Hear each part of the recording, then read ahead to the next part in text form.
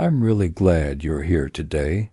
Imagine for a moment that we're sitting together somewhere quiet, maybe with a cup of coffee or tea in your hands, and we're about to explore the life of someone who started with almost nothing and ended up changing the world in ways most people never imagine.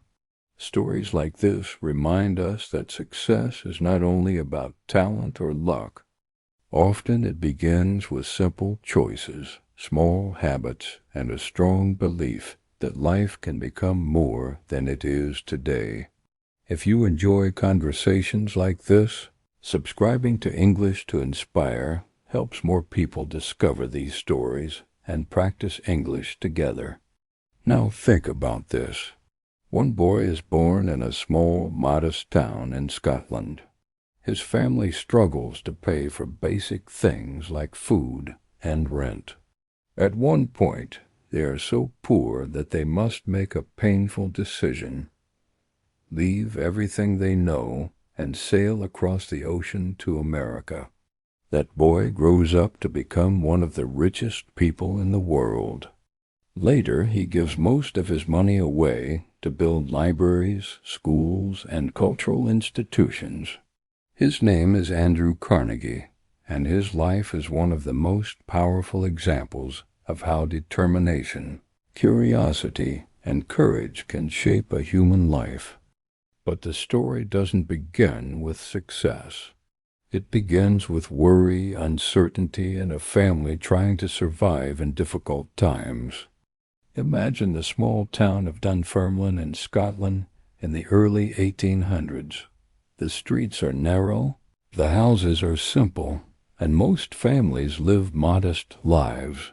The town has a long history of weaving cloth, and for many generations people made a living working at home with their weaving machines. Andrew's father, William Carnegie, was one of those workers. He was skilled with his hands and proud of his craft. His wife, Margaret Carnegie, was strong and practical, the kind of person who keeps a family moving forward even when life becomes heavy. But something big was happening in the world at that time. Factories were beginning to replace small home businesses. Large machines could produce cloth much faster and cheaper than individual workers at home. Slowly, families like the Carnegies began losing their income. Work became harder to find. Money became scarce. Young Andrew could see the stress on his parents' faces. Children often understand more than adults realize. He saw the quiet conversations at night. He saw how carefully his mother counted coins before buying food. These moments shape a person. They teach lessons long before a child knows the words to explain them. Have you ever experienced something like that? Maybe you were young and noticed your family worrying about money, work, or the future. Even if no one explained the situation clearly, you could feel it in the room. Those early experiences often create a deep motivation later in life. Andrew's parents eventually made a difficult decision. Staying in Scotland meant continuing struggle, maybe even deeper poverty. But across the Atlantic Ocean in the United States, there were stories of opportunity. Factories were growing. Railroads were expanding. Cities were developing. It was not guaranteed success, but it was a chance. So the family gathered what little they owned and prepared for a journey that many immigrants made during that time. Imagine the scene: neighbors saying goodbye, small bags packed with clothes and precious personal items, a long voyage across the ocean on a crowded ship. For a young boy, this must have felt both frightening and exciting. Think about leaving your entire world behind as a child. Your friends, your streets, the sounds of your hometown. Everything familiar disappears, replaced by a future that no one can fully predict. That kind of experience can break some people. but for others it plants a powerful seed, the belief that life can be rebuilt. When the Carnegie family arrived in America, they settled in a place called Allegheny, Pennsylvania.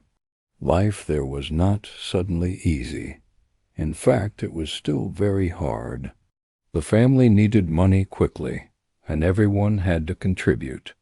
Even Andrew, still just a boy, understood that he had a role to play. And this is where something interesting begins to appear in his personality. Instead of feeling defeated by their situation, Andrew started paying attention to the world around him. He watched how businesses operated. He noticed how certain people made decisions. He listened carefully when adults talked about work, money, and opportunity. Sometimes success begins with a simple habit, observation. Just watching, listening, learning. As Andrew stepped into his first small jobs in America, he was not thinking about becoming one of the richest men in history. He was simply trying to help his family survive. But inside those early days of hard work, small moments were quietly shaping the mindset that would eventually build an empire of steel.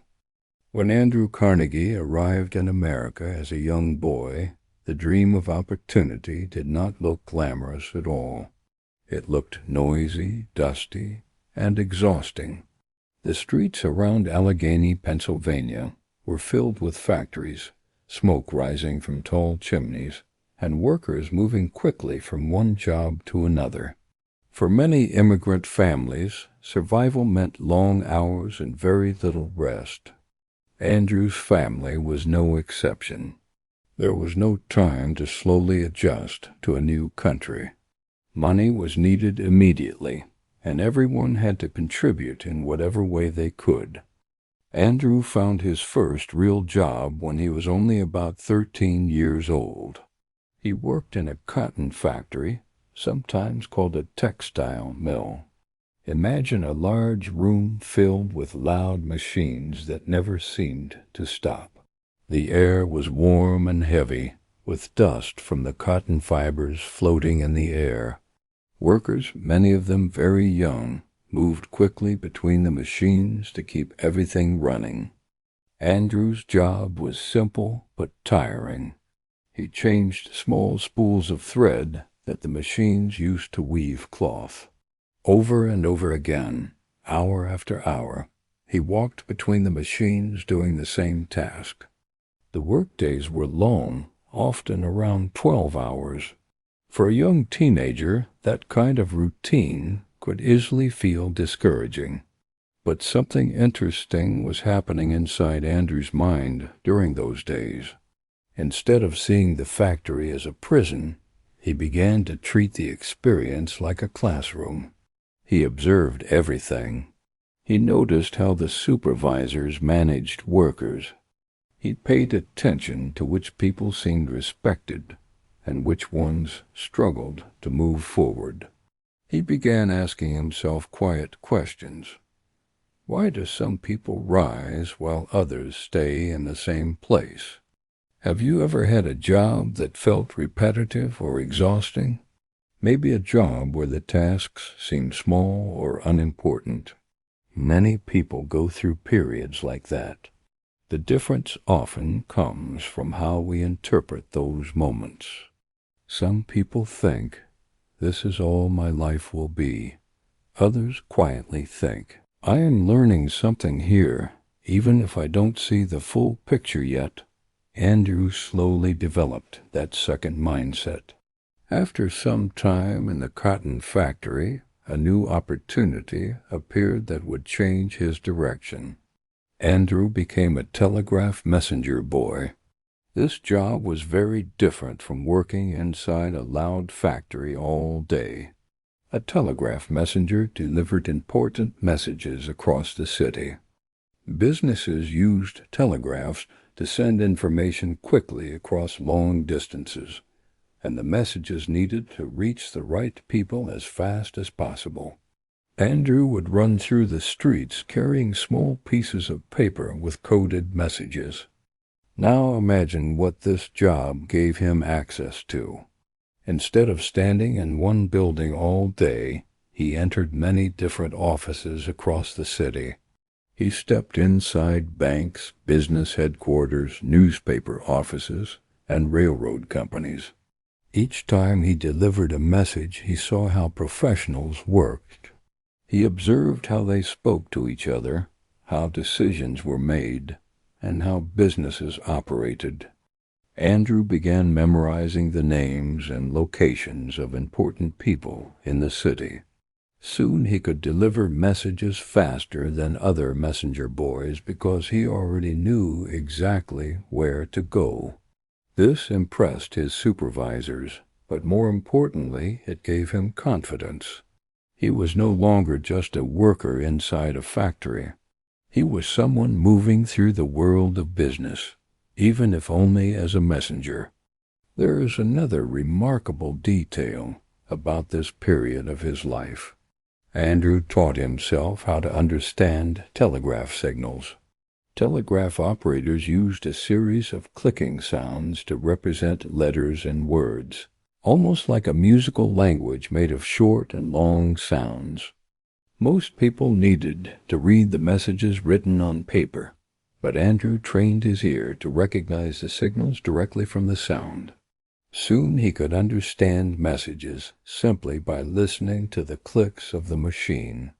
Think about the curiosity behind that effort. No one forced him to learn this skill. No one promised him a reward. He simply noticed something interesting and decided to master it. That kind of curiosity is powerful. It turns ordinary environments into places full of hidden lessons. Because of this ability, Andrew eventually became a telegraph operator himself, a position with more responsibility and better pay. More importantly, he was now working closer to the center of communication and decision-making in the growing American economy. Railroads, businesses, and investors relied on fast communication, and Andrew was sitting right in the middle of that network. At that time, he was still a young man who had started with almost nothing. But every day he was building something invisible and extremely valuable, knowledge about how the world of business actually worked. And before long, someone important would notice the young operator, who seemed to learn faster than anyone expected. By the time Andrew Carnegie became a telegraph operator, something inside him had clearly changed. He was still young, still from a poor immigrant family, but he had begun to understand something many people overlook. Opportunity often hides inside ordinary work. If you pay attention, if you stay curious, and if you keep learning, small jobs can slowly open very big doors. Andrew's ability to recognize telegraph signals just by listening made him stand out. Most operators had to wait for the message to be written down before reading it. Andrew could hear the pattern of clicks and immediately understand the words. It was almost like someone learning to understand a new language by sound alone. This skill made him faster and more efficient than others in the office. But what truly changed his life was not just his skill. It was the moment someone important noticed it. One day, Andrew's work caught the attention of a man named Thomas A. Scott. Scott was an executive at the Pennsylvania Railroad, one of the most powerful transportation companies in the United States at the time. Railroads were the backbone of the growing American economy. They connected cities, transported goods, and allowed businesses to expand across huge distances. Scott needed a reliable assistant, someone intelligent, hardworking, and quick to learn. Andrew, still just a teenager, was given the chance. Imagine how significant that moment must have felt. A young immigrant boy who only a few years earlier had been changing spools in a noisy factory, was suddenly working closely with a powerful railroad executive. This was not just another job. It was an entrance into a completely different world. Working with Scott exposed Andrew to the inner workings of business at a much higher level. Instead of simply delivering messages, he now saw how decisions were made. He observed negotiations, investments, risks, and strategies. He watched how leaders managed large operations and how they handled pressure. Think about how powerful mentorship can be. Sometimes one person who believes in your potential can change the direction of your entire life. Scott did more than give Andrew a job. He gave him access to knowledge and experience that most young workers never saw. Andrew absorbed everything. He listened during meetings. He studied how the railroad expanded its routes. He learned how companies raised money for new projects. And slowly, he began understanding something that would become a central idea in his life. Working for wages could help a person survive, but owning part of a business could help a person build wealth. This idea might sound simple today, but at that time it was a powerful realization for a young immigrant worker. Andrew began asking questions about investments. He wanted to understand how money could grow over time. One of his earliest investment opportunities came through connections in the railroad industry. A chance appeared to invest in a company that produced railroad sleeping cars, the special train cars where passengers could sleep during long journeys. The company was led by George Pullman, and the concept was still new. Andrew did not have much money, but he was determined to participate. With help from his family and connections, he gathered enough to invest. It was a small step financially, but psychologically it was enormous. For the first time, he was not only working in the business world, he was becoming part of it as an owner. Have you ever experienced a moment when your perspective suddenly expands? When you realize there are possibilities you never considered before? Those moments can completely reshape how we think about our future. For Andrew, that first investment planted a seed. He realized that building wealth was not only about earning more money each month. It was about placing resources into ideas and industries that would grow over time.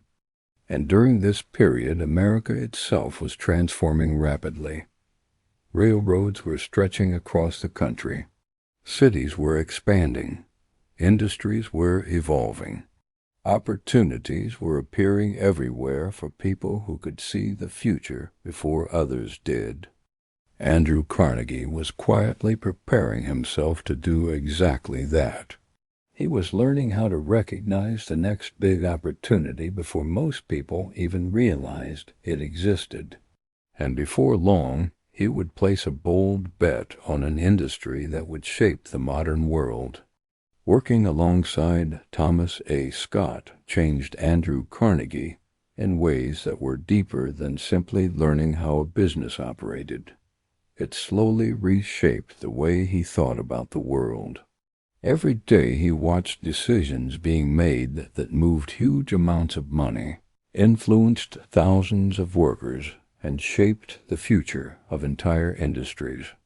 For a young man who had once stood beside loud factory machines changing spools of thread, this was like discovering a completely new dimension of life.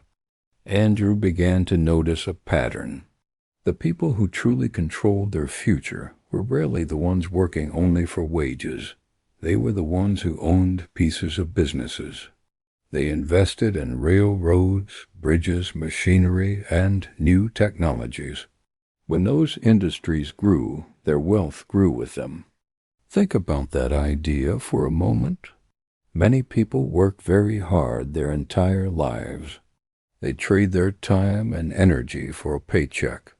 There is dignity in that work, of course, but Andrew began realizing that ownership created a different kind of opportunity. Ownership meant that your effort could multiply over time. This idea fascinated him. He started studying business the same way some people study music or sports. Whenever he had time, he read newspapers and financial reports. He listened carefully when experienced businessmen talked about markets and investments. He asked questions that some people might have been too shy to ask, and slowly his understanding grew. One of Andrew's early investments came from connections he built while working in the railroad industry. Railroads needed many supporting businesses to operate: iron producers, bridge builders, equipment manufacturers, and companies developing new transportation technology. Through these networks, Andrew began placing small investments in different ventures. Each investment was a lesson. Some performed well, others did not. But Andrew treated both success and failure as information. If something worked, he tried to understand why. If something failed, he asked what could be learned from it. Have you ever approached life that way? Treating each experience, even mistakes, as a form of education? It is a powerful habit. Instead of fearing failure, you begin using it as feedback. During this time, the United States was going through enormous change. Railroads were spreading rapidly across the country, connecting cities and transporting goods in ways that had never been possible before. Industries were growing faster than anyone had imagined just a generation earlier. Andrew watched all of this carefully, and he started noticing another important pattern. Every railroad, every bridge, every expanding city depended on strong metal. At first, iron was the main material used for these structures, but engineers and industrial thinkers were beginning to talk about a new material that might be even stronger and more efficient. That material was steel. At the time, steel production was expensive and difficult. It was not yet the dominant material for construction and industry. Many businessmen were cautious about investing heavily in it because the technology was still evolving. But Andrew had developed a habit by now. He paid attention to emerging trends. He listened when engineers described the future possibilities of steel. Stronger rails, taller buildings, more durable bridges. All of it depended on improving how steel could be produced. One trip in particular had a strong influence on him. Andrew traveled to England, where new methods for producing steel were being developed. Engineers there were experimenting with a process that could produce steel faster and at a lower cost. Standing inside those industrial plants, watching molten metal flow and machines transform raw materials into powerful structural components, Andrew felt something shift inside his thinking. Imagine witnessing a technology that could reshape entire industries. Imagine realizing that if this method spread across America, demand for steel would explode.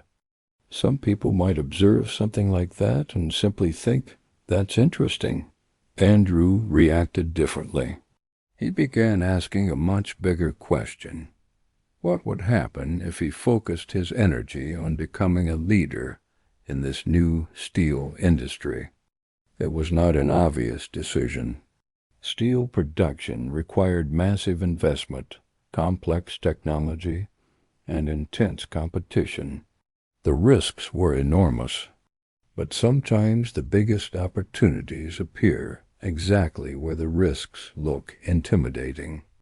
Andrew Carnegie had spent years learning how industries grew, how investments worked, and how emerging technologies could reshape markets. Now he was standing in front of a possibility that could define the rest of his life. And deep inside, he was starting to feel that the future of America, its railroads, its cities, its bridges, would be built not just with iron, but with steel. By the time Andrew Carnegie seriously began thinking about steel, he had already learned several lessons that many people take a lifetime to discover. He had learned how industries grow, how investments multiply, and how important it is to notice changes before everyone else does. But knowing something and acting on it are two very different things. The real test comes when a person must decide whether to take a risk. Steel at that time was still a risky industry. Producing it required enormous heat, complex machinery, and large factories. The technology was improving, but many investors were still unsure whether it would become truly profitable. Iron was already widely used, and changing an entire industry from iron to steel would not happen overnight.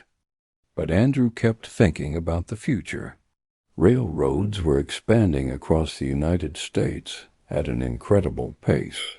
Cities were growing taller and wider. Bridges needed stronger materials. Every year, the country seemed to demand more infrastructure, more transportation, and more construction. And all of it needed metal. During his visit to England, Andrew had seen the Bessemer process, a method that made steel production faster and cheaper than before. Watching the process in action left a deep impression on him. Imagine standing inside a large industrial building where molten metal glows bright orange. Workers move carefully around massive furnaces, and a new technology promises to transform raw iron into strong steel more efficiently than anyone thought possible. Andrew realized that if this method spread widely, steel could replace iron in many applications. And if that happened, the demand for steel would explode. Now think about the courage required at that moment. Most people prefer certainty. They want proof before they commit their money or their energy to something new.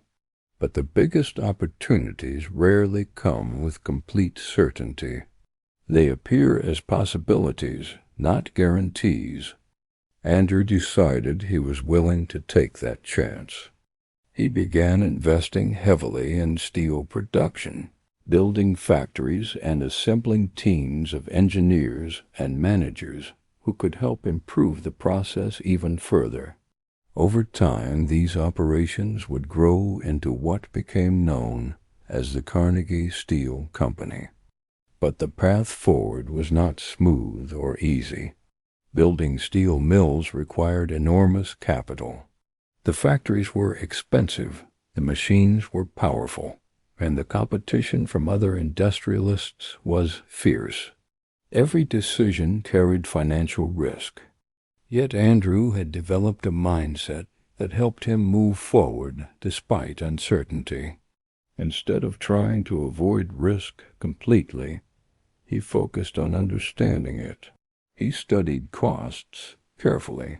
He pushed his factories to become more efficient. He reinvested profits into better equipment and improved processes. One of his most important strategies was something that might sound simple, but was extremely powerful. Control the entire production process. Instead of relying on other companies for raw materials or transportation, Andrew began acquiring the resources needed for steel production. He invested in iron mines, coal fields, rail transportation, and shipping systems. This approach allowed his company to control costs and maintain steady production. Think about what that means for a moment.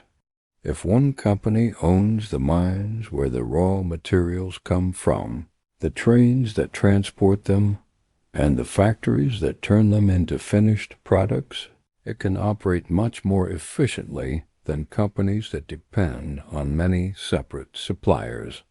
Andrew's steel operations became faster, more organized, and more productive.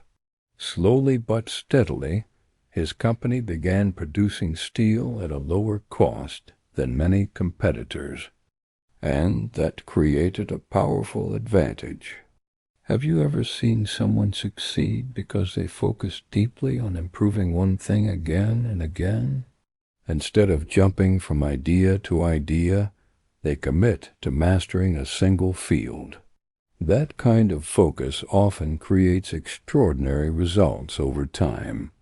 For Andrew Carnegie, steel became that field.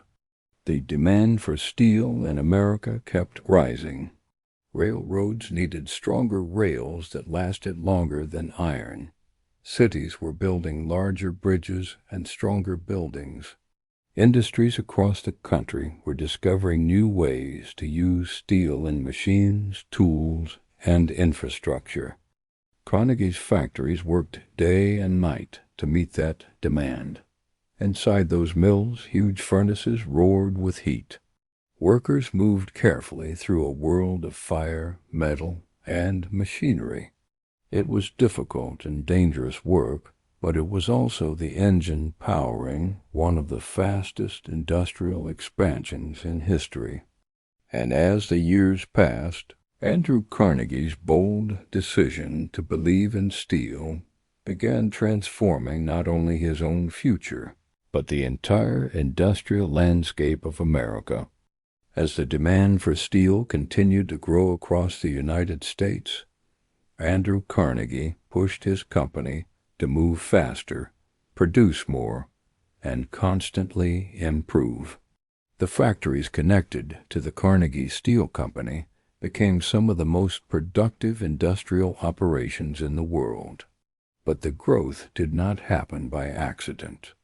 It came from a very deliberate mindset that Andrew applied to nearly every decision.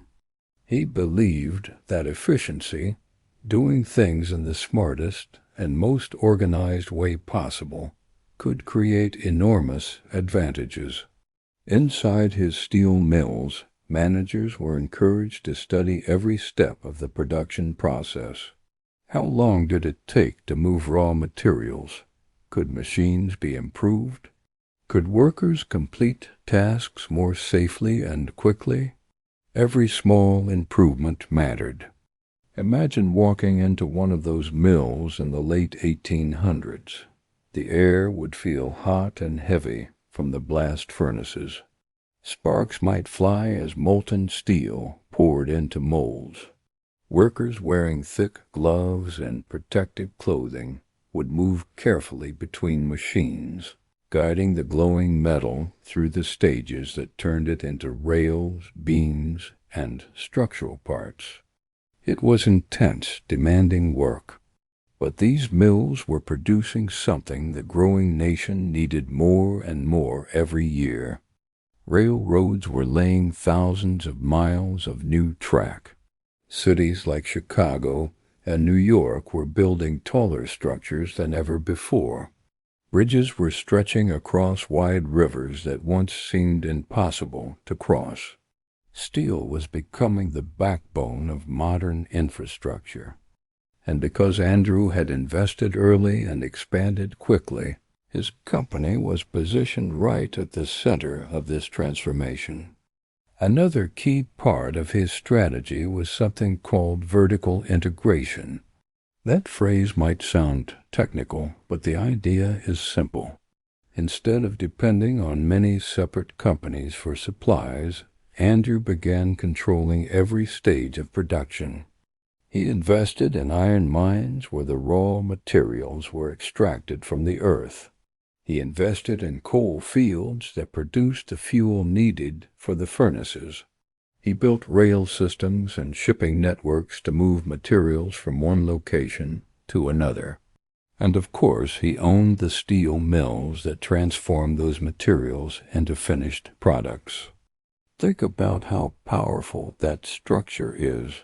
When one company controls the mines, the transportation, and the factories, it can operate more smoothly and reduce costs in ways competitors cannot easily match. This strategy helped the Carnegie steel empire grow incredibly strong. But success on this scale also created new challenges. Managing thousands of workers in massive factories required strict organization and constant attention to costs. Andrew and his managers expected high levels of productivity, and the pressure inside the mills could be intense. For many workers, life in the steel industry was physically exhausting. The shifts were long and the environment was dangerous. Accidents sometimes happened, and the work demanded strength and endurance. This part of the story is important because success in business often comes with complicated human realities. Behind every powerful company are real people with families, hopes, and struggles. Industrial expansion created jobs and opportunity for many, but it also raised questions about fairness, working conditions, and how wealth should be shared. Andrew Carnegie believed strongly in efficiency and progress, but these tensions between industrial growth and worker well-being were becoming more visible across America. Think about the balance between ambition and responsibility. When someone builds something large and powerful, a company, an organization, or even a creative project, their decisions begin affecting many other lives. Leadership then becomes more than just strategy. It becomes a moral responsibility as well. At this stage of Andrew's life, his focus was still firmly on expansion and success.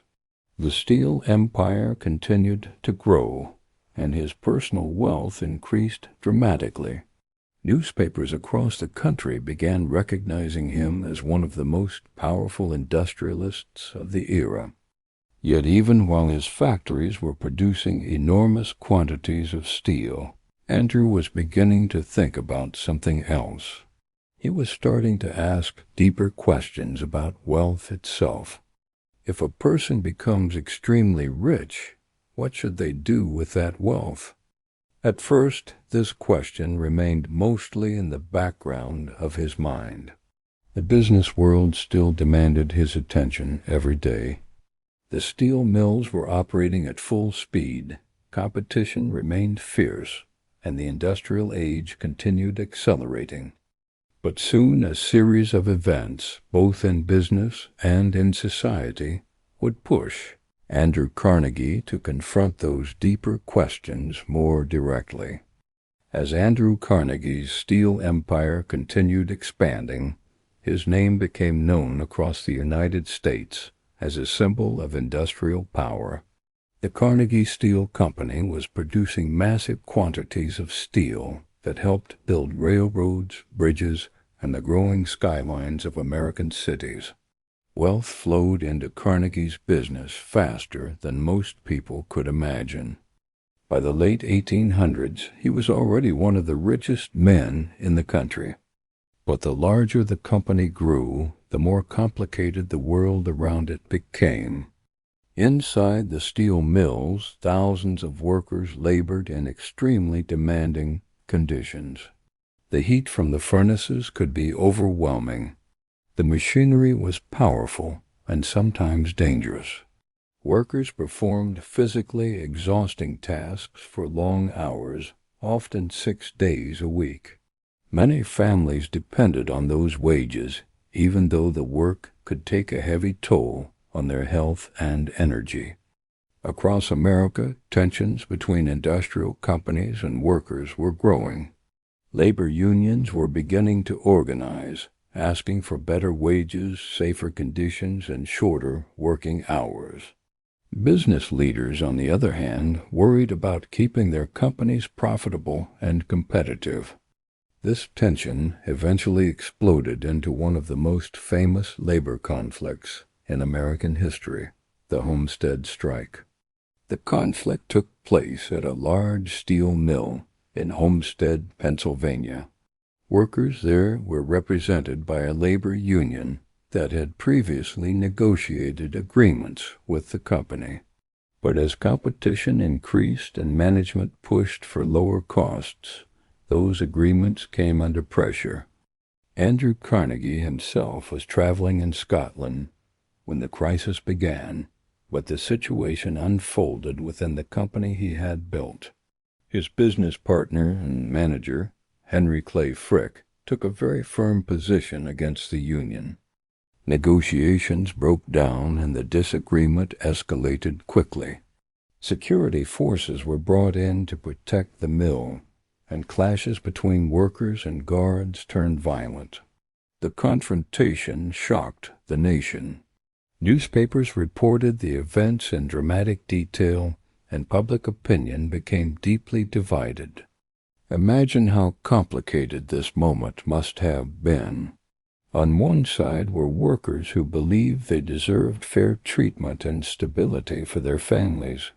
On the other side were company leaders trying to maintain control of an enormous industrial operation. For Andrew Carnegie, the strike created a shadow over his reputation. He had often spoken publicly about fairness and opportunity. Yet the events at Homestead seemed to contradict those ideals in the eyes of many observers. Think about how difficult leadership becomes when values and business realities collide. It is easy to speak about ideals when everything is going smoothly. The real test comes when pressure, money, and human conflict all meet at the same moment. The Homestead Strike eventually ended with the company regaining control of the mill, but the damage to public perception remained. For many people, the event symbolized the growing gap between powerful industrial leaders and the workers who powered their factories. Andrew Carnegie never fully escaped the criticism connected to that moment. Even though he had not been physically present when the conflict turned violent, his company's name was attached to it forever. Yet this experience also pushed him to think more deeply about wealth, responsibility, and the role of powerful individuals in society. He had already achieved extraordinary financial success. His steel empire was one of the most productive industrial operations in the world. But now a different question began rising more strongly in his mind. What should a person do after they have already achieved more wealth than they could ever personally spend? Some people, when they reach that level of success, focus only on protecting their fortune. Others search for ways to expand their power even further. Andrew Carnegie began moving toward a different idea, one that would eventually transform his legacy in a way few industrialists had ever attempted before. Before that transformation could fully begin, however, one more extraordinary event would take place, a business deal so large that it would permanently change the structure of the American steel industry. By the end of the 19th century, Andrew Carnegie had built one of the most powerful industrial enterprises in the world. The Carnegie Steel Company was producing enormous quantities of steel, supplying railroads, bridges, and construction projects across the rapidly expanding United States. His factories operated with remarkable efficiency, and his strategy of controlling raw materials, transportation, and production had given his company a powerful advantage over competitors. But something interesting was happening inside Andrew's thinking during these years. While many industrial leaders spent their entire lives expanding their companies, Andrew had begun imagining a different future for himself. He often said that a person should spend the first half of life building success and the second half giving something meaningful back to society. At the same time, the American financial world was changing.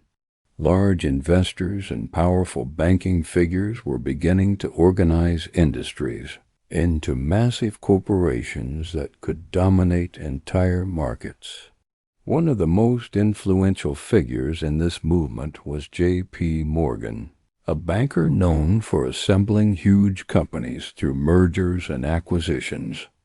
Morgan had been watching the steel industry carefully. He understood that steel was becoming essential to the nation's infrastructure and economic growth. Railroads needed it, cities needed it, and manufacturing depended on it. Bringing the major steel operations together into one enormous corporation could create unprecedented industrial power. And at the center of that industry stood Andrew Carnegie. Conversations eventually began about a possible deal. Morgan was interested in purchasing Carnegie's steel operations and combining them with other steel companies to create a single giant corporation. Imagine the scale of that discussion. Carnegie had spent decades building his steel empire. The mills, the mines, the rail systems, the workers, all of it represented years of effort, risk, and relentless ambition.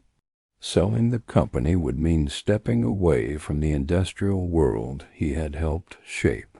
Yet Andrew had already begun thinking about the next stage of his life. One famous story describes the moment when the potential price of the company was discussed. Carnegie reportedly wrote a number on a small piece of paper, the price he believed his company was worth, and handed it to Morgan. The number was astonishing. Morgan looked at it and, after considering the scale of the operation, agreed. The deal moved forward, and in 1901, Carnegie sold his company. The transaction led to the creation of U.S. Steel, the first billion-dollar corporation in history. At that time, the concept of a billion-dollar company was almost unimaginable. For Andrew Carnegie personally, the sale made him one of the richest individuals the world had ever seen. The fortune he received was so large that he could never realistically spend it all, even if he lived several lifetimes. Now pause for a moment and imagine standing at that point in life. You have achieved enormous success. Your work has reshaped an entire industry. Financial security is no longer a concern for you or your family. What would you do next? Some people might choose a life of luxury and comfort. Others might start new business ventures simply to continue the excitement of competition. Andrew Carnegie began focusing his attention on a question that had been forming in his mind for years. If wealth gives a person power, how should that power be used responsibly? He had seen poverty during his childhood in Scotland. He had watched his parents struggle to support their family. He had worked long hours as a young boy in a factory. Those memories never completely disappeared. Now, holding one of the largest personal fortunes in history, Andrew began turning his attention toward an idea that would define the rest of his life. He started asking himself not how to accumulate more wealth, but how to give it away in a way that could help others build better futures for themselves. After the sale of the Carnegie Steel Company and the creation of U.S. Steel through the historic deal with J.P. Morgan, Andrew Carnegie found himself in a position that very few human beings had ever experienced. He possessed an enormous fortune, more money than he or his family could ever realistically spend. Many people might imagine that such wealth automatically leads to a life of comfort and luxury. But Andrew was thinking about something very different. For years, an idea had been growing quietly in his mind. Long before selling his company, he had already begun reflecting on the responsibilities that come with extreme wealth. His own childhood had left a deep mark on him. He had grown up in a modest home in Scotland, watching his parents struggle as economic changes destroyed the weaving industry his father depended on. He remembered clearly what it felt like to worry about basic needs. Those memories never left him. Because of that, Andrew believed something that sounded radical at the time. He believed that wealthy individuals should not simply keep their fortunes for themselves or pass them entirely to their children. Instead, he argued that those who accumulate great wealth have a duty to use it to benefit society. In 1889, he published an essay called *The Gospel of Wealth*. In this writing, Andrew explained his philosophy about money and responsibility. His argument was simple but powerful. The rich should live modestly, take care of their families responsibly, and then use the rest of their wealth to create opportunities for others. Think about that idea for a moment. Instead of giving money directly to individuals in a way that might only solve short-term problems, Andrew believed in building institutions that could help people improve their own lives. In his view, the goal was not charity alone. The goal was opportunity. This belief shaped everything he did in the later years of his life. One of his most famous projects involved building libraries. Andrew remembered something important from his youth. When he was a young worker in Pennsylvania, a generous local citizen had allowed working boys to borrow books from his personal library. Those books opened Andrew's mind to new ideas and knowledge. Reading helped him educate himself far beyond what his formal schooling had provided. He never forgot that gift. So Andrew decided to make books and learning available to as many people as possible. He began funding the construction of libraries in towns and cities across the United States and eventually in many other countries as well. Imagine a small town at the beginning of the 20th century. Many families might not own many books. Schools could be limited. Access to knowledge was not always easy. Suddenly, a beautiful public building appears in the town center, a library filled with shelves of books that anyone can read. That was Andrew's vision. In total, he funded the creation of more than 2,500 libraries around the world. Each one became a place where students, workers, and curious minds could explore new ideas. Generations of readers walked through those doors, discovering subjects they had never encountered before. But libraries were only one part of his efforts. Andrew also funded universities, scientific research institutions, and cultural organizations. He supported programs that promoted peace between nations and education for people who otherwise might not have access to it. Have you ever experienced a moment when learning something new changed the way you saw the world? Maybe it was a book, a teacher, or a conversation that expanded your thinking. Andrew believed that knowledge had the power to transform lives just as much as money or opportunity. By the end of his life, he had given away the vast majority of his fortune. His goal was clear. He did not want to die as a man who simply accumulated wealth. He wanted to be remembered as someone who used his resources to open doors for others. And as his philanthropic work spread across the world, Andrew Carnegie was slowly transforming his identity. He was no longer known only as a steel magnate. He was becoming something else, a symbol of how success, when guided by purpose, can leave a legacy that reaches far beyond business. As Andrew Carnegie grew older, the focus of his life shifted almost completely away from business and toward philanthropy.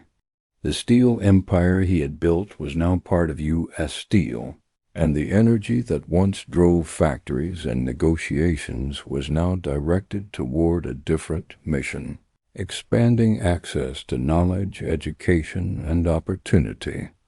Andrew believed deeply that wealth should function like a tool.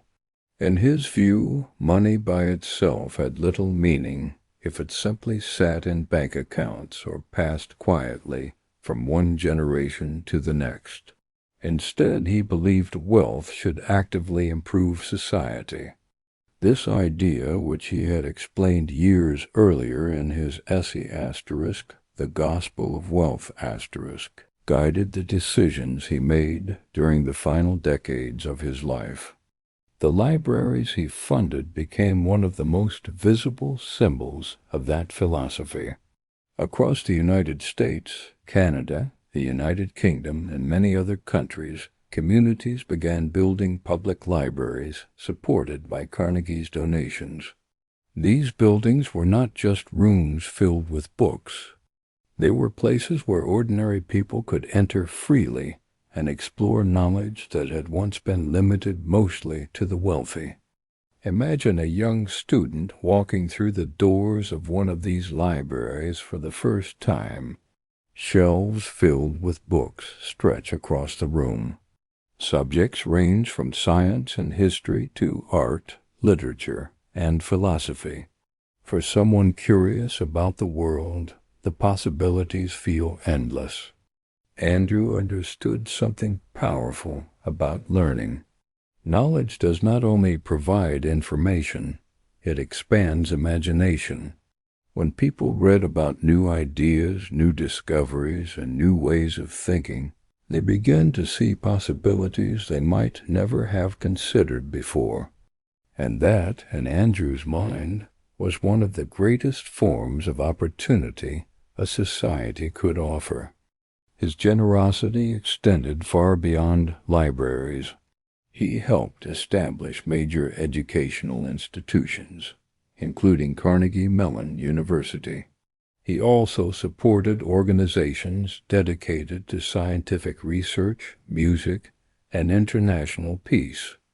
Among these efforts was the creation of the Carnegie Endowment for International Peace, which aimed to encourage cooperation between nations and reduce the chances of war.